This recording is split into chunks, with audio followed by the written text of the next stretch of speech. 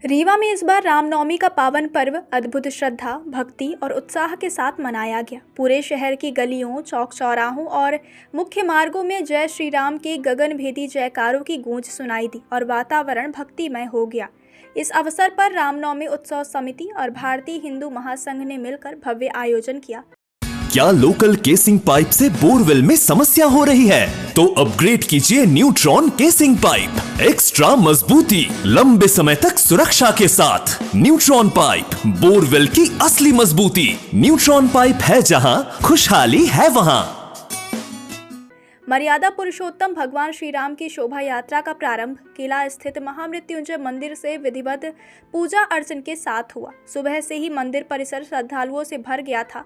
भक्तजन आरती में सम्मिलित होकर भगवान श्री राम की भक्ति में लीन हो गए और नारों तथा जयकारों से पूरे वातावरण को भक्ति रस में डुबो दिया। जैसे ही शोभा यात्रा किला से निकलकर फोर्ट रोड की ओर बढ़ी, मार्ग के दोनों ओर श्रद्धालुओं की भारी भीड़ उमड़ आई। विभिन्न स्थानों पर विशेष रूप से मंच सजाए गए थे, जहां समाज सेवी संगठन, व्यापार मंडल और स्थानीय नागरिक पुष्प वर्षा कर भगवान श्री राम का भव्य स्वागत कर रहे थे। सिंधी चौराहा, स्टैचू चौराहा और प्रकाश चौराहा पर भक्तों की लंबी कतारें देखने को मिली। महिलाएं, बच्चे और बुजुर्ग हाथों में भगवा ध्वज लिए भगवान श्री राम के जयकारे लगा रहे थे। लोग हर कदम पर उत्साह और भक्ति से झूमते नजर आए। शोभा यात्रा का मार्ग शिल्पी प्लाजा और सिरमौर चौराहा से होकर गुजरते हुए पूरी तरह भगवामय नजर आया। बैंड बाजों की धुन, ढोल नगाड़ों की गूंज और भक्ति गीतों पर थिरकते राम भक्तों ने पूरे माहौल को और भी आनंदमय बना दिया। श्रद्धालुओं की भागीदारी इतनी अधिक थी कि प्रत्येक स्थान पर लोग झांकियों और शोभा यात्रा का दर्शन करने के लिए रुक रुक कर आनंद ले रहे थे। रीवा के सराफा मार्केट में भी इस आयोजन का विशेष स्वागत किया गया। यहाँ के सराफा व्यापारियों ने शोभा यात्रा के मार्ग को सजाकर और पुष्प वर्षा कर भव्य अभिनंदन किया। इस प्रकार नगर के प्रमुख बाजार और व्यस्त क्षेत्र भी पूरी तरह से धार्मिक और आध्यात्मिक वातावरण से भर उठे।